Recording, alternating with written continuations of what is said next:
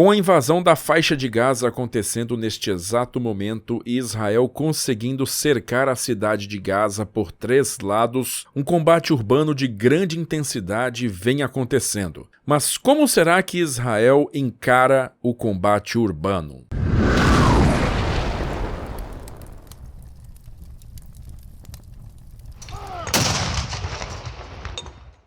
Em 2024, você vai poder reviver a invasão da Normandia em primeira mão com a expedição Sala de Guerra nos 80 anos do Dia D. Um passeio imersivo completo pelas praias, museus e outros locais históricos que fizeram parte de um dos momentos mais importantes do século XX. Acesse normandia2024.com.br para mais detalhes e assista a nossa live para tirar todas as dúvidas. Os links estão na descrição e corre lá porque as vagas são limitadas. O combate urbano, como o próprio nome diz, é aquele que acontece dentro de cidades. Mais antigamente, isso também incluía qualquer espaço feito pelo homem, como fortes e castelos, como a gente viu muito na Idade Média. E existem alguns pontos fundamentais que regem todo o combate urbano, como os classificados pelo professor Nadav Morag, que é professor da Universidade Estadual Sam Houston, no Texas, em seu recente artigo Urban Warfare: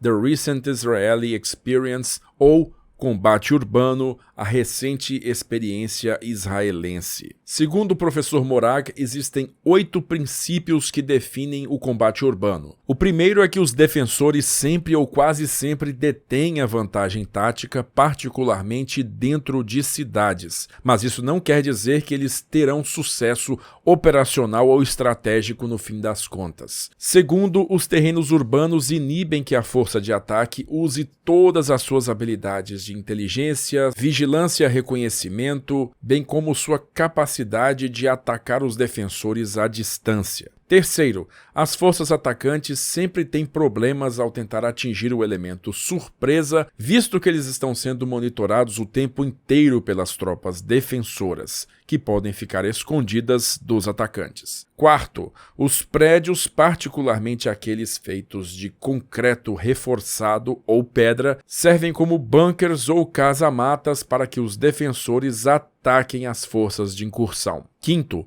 as forças atacantes normalmente usam munições de grosso calibre para atacar prédios e negar seu uso para as forças defensoras. Sexto, os defensores têm uma vantagem comparativamente maior de movimento livre dentro da cidade por seu íntimo conhecimento das ruas, becos e outras estruturas quando não estão sendo vigiados pelos drones ou aeronaves da força incursora. Sétimo, os defensores podem construir túneis, depósitos de arma e todo tipo de infraestrutura subterrânea e acessar esses locais de diversos pontos da cidade. Oitavo e último, nenhuma das forças, seja a atacante ou a defensora, consegue concentrar todas as suas tropas e todo o seu material numa única localização. O principal ponto disso tudo é que as forças insurgentes e as forças de guerrilha acabam geralmente se beneficiando do combate em terreno urbano, mesmo que essas forças sejam muito menores e também muito menos armadas em comparação com as forças incursoras, as de ataque. O fato de que a linha de frente também dentro da cidade se encontra borrada,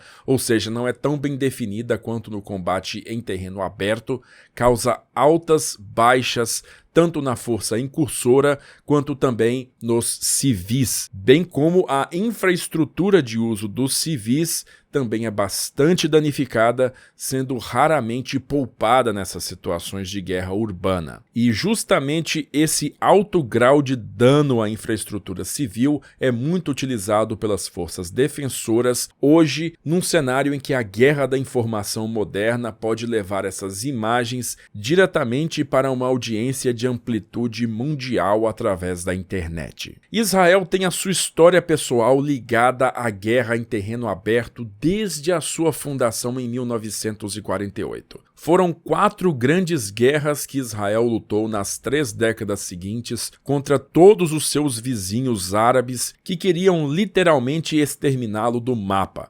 a Guerra de 1948, a de 1956, a de 1967 e a de 1973. Foi somente na Quinta Grande Guerra do Estado de Israel, a Operação Paz para a Galileia ou Invasão do Líbano de 1982, que uma mudança bem determinante no estilo de combate foi notada. Como já foi dito, todas as guerras anteriores de Israel haviam sido lutadas em campo aberto, com grandes formações blindadas manobrando e também com um intenso uso de poder aéreo tanto para bombardear cidades inimigas como para destruir concentrações de tropa em campo. Mas na invasão do Líbano, embora boa parte dos combates tenha continuado a ocorrer em campo, outra boa parte deles começou a tomar lugar nas cidades. Isso porque os elementos da Organização de Libertação da Palestina, que estavam operando no Líbano, começaram a resistir individualmente dentro de cidades e vilarejos, forçando o exército de Israel a fazer um uso maciço de artilharia contra esses locais. As grandes massas de tanques,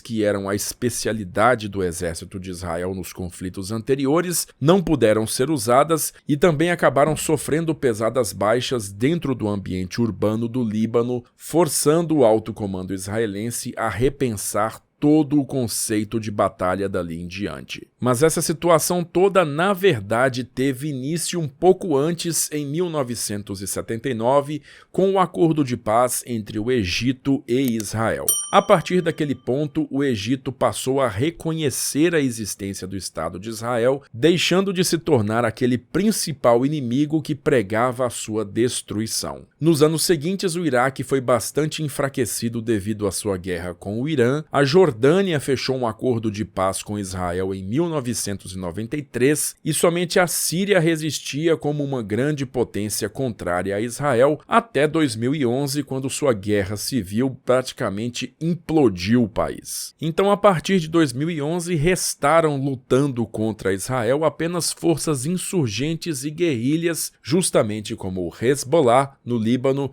e o Hamas na faixa de Gaza. Esse novo cenário diminuiu o risco para o Estado de Israel, porém, curiosamente, aumentou o risco para o indivíduo, para o cidadão israelense. Isso pode ser explicado porque essas novas forças de guerrilha recorriam a ataques suicidas, muitas vezes desfechados contra alvos civis, e também passaram a fazer uso de uma grande quantidade de foguetes, notadamente os foguetes Qassam, lançados pelo Hamas da faixa de Gaza, que miram indiscriminadamente alvos militares e civis dentro do território de Israel. No ano 2000, com o início da Segunda Intifada, o exército de Israel teve que se envolver em combate urbano propriamente dito pela primeira vez, tendo que com isso levar em consideração que os danos colaterais à infraestrutura civil deveriam ser evitados. Nessa época aí, o destaque ficou com a Operação Defensive Shield, que foi lançada entre março e maio de 2002, com o objetivo de retomar o controle de algumas cidades palestinas na Cisjordânia, nas quais diversos resistentes permaneceram escondidos em edifícios em meio a grandes populações civis. Esse cenário aí impediu o uso israelense do seu poder aéreo e também da sua artilharia pesada, que eram elementos primordiais do esforço de guerra israelense em décadas passadas. Na Defensive Shield, então, as escavadeiras D9 abriram caminho para as tropas,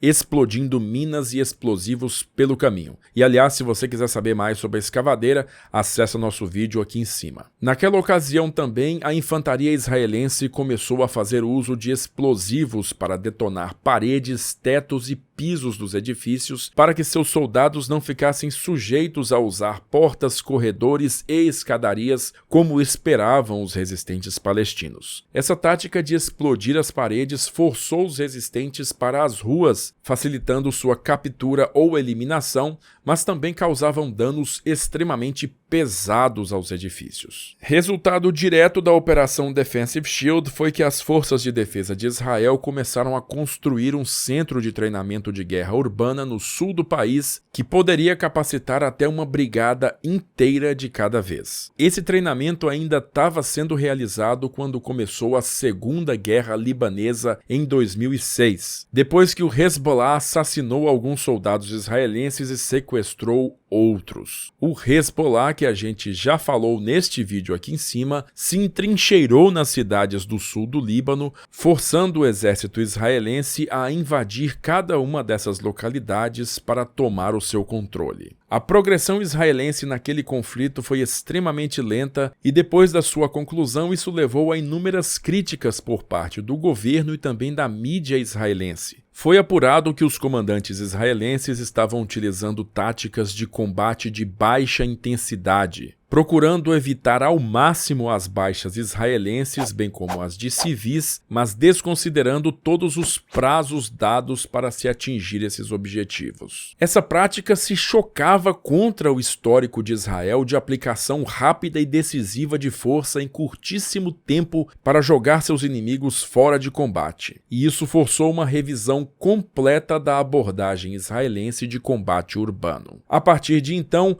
a infantaria foi dotada de muito mais armas de penetração de edifícios, ou seja, de lançadores de granada e rojão que pudessem abrir buracos pelas paredes e acelerar o passo das operações dentro das cidades. O alto comando também ampliou as encomendas de tanques Merkava, que devido à sua capacidade de carregar até 6 soldados armados, foi considerado um transportador blindado de tropa melhor do que os veículos tradicionalmente usados para esta função. Houve também a implementação de uma coordenação bem aproximada com a Força Aérea no nível de brigada, algo que havia sido relegado nos anos anteriores. E o treinamento das forças de defesa, que anteriormente tinha 75% do seu foco nas operações de baixa intensidade, passou a ter 80% do foco no combate urbano de alta intensidade. As forças de defesa abandonaram o conceito de linha de frente e retaguarda para o combate urbano, se concentrando na operação das forças-tarefa, que consistiam em infantaria transportada em transportadores blindados de tropa leves e pesados, acompanhados de tanques Merkava, escavadeiras blindadas D9 e também engenheiros de combate. É essa força que deve se deslocar para dentro das cidades, limpar os arredores e atingir os objetivos setados pelo alto comando. E seus soldados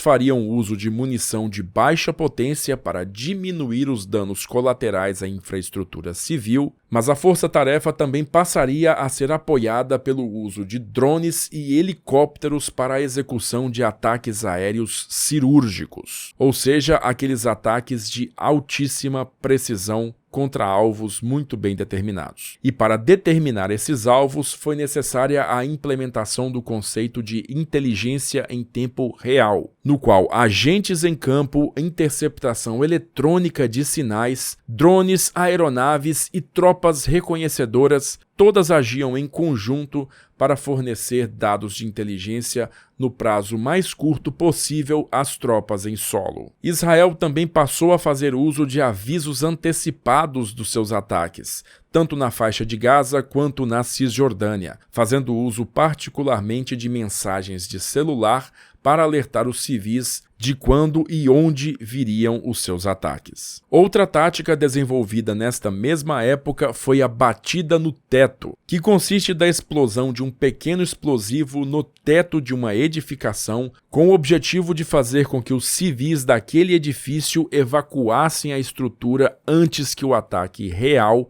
fosse acontecer. Em 2007, o Hamas tomou o controle completo da faixa de Gaza e começou a utilizar as saraivadas de foguetes Qassam contra o território israelense. Isso resultou tanto no cerco de Gaza quanto em dezembro de 2008 na Operação Cast Lead para destruir a infraestrutura militar do Hamas. Diferentemente do terreno do sul do Líbano, que era bastante montanhoso, a faixa de Gaza é bastante plana e fácil de ser acessada, bem como o Hamas tem muito menos recursos do que o Hezbollah. E justamente por isso, o Hamas, que você pode conhecer nesse nosso vídeo aqui, descobriu bastante cedo que a única maneira de ter vantagem contra as tropas israelenses era atraí-las para o combate urbano. Na Operação Cast Lead, as forças-tarefas israelenses entraram em Gaza após o bombardeio de alvos selecionados. E fazendo uso da tática de batida no teto, Israel forçou o Hamas a se mover constantemente, nunca conseguindo se consolidar num único local. A operação foi concluída 22 dias depois com apenas 10 baixas israelenses, sendo que dessas 4 se deram por fogo amigo. A Operação Cast Lead mostrou que as novas táticas de combate urbano de Israel eram altamente eficientes no solo, porém a operação não obteve grandes resultados no tocante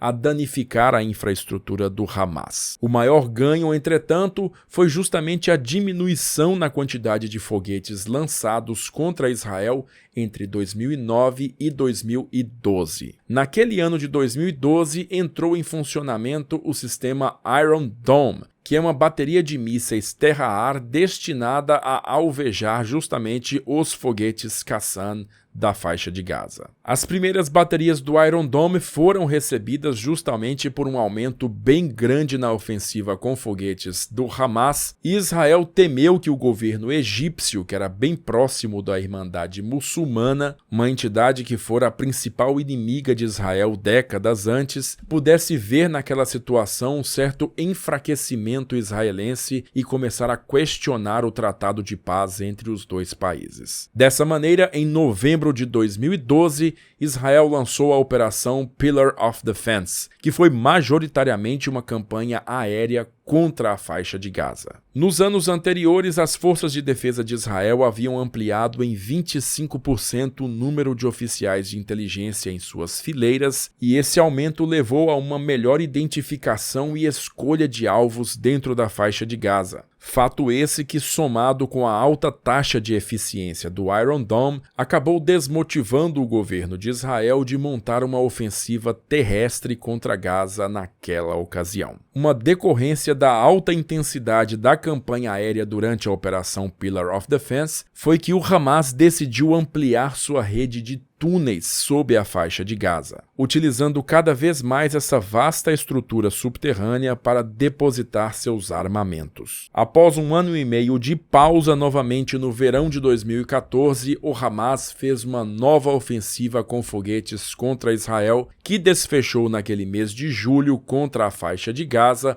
a Operação Protective Edge. Só que desta vez, uma mudança normativa bastante importante iria modificar as operações israelenses. Por pressão internacional, o governo de Israel obrigou o seu alto comando a passar a escolha e liberação de todos os alvos por um comitê jurídico. Somente após essa aprovação legal é que todos os alvos poderiam ser atacados. Toda essa burocracia extra fez com que o Hamas tivesse tempo de recuar todo o seu material e pessoal de alta importância para a rede de túneis, o que tornou menos eficiente a campanha aérea e acabou forçando uma invasão terrestre. Na Operação Protective Edge, as forças-tarefa israelenses tiveram que enfrentar 3 linhas de defesa do Hamas, sendo a primeira delas montada a 2 quilômetros das grandes cidades, com minas e outros explosivos que tiveram que ser sobrepujados pelas escavadeiras. A segunda linha de defesa estava nas periferias das cidades, onde combatentes do Hamas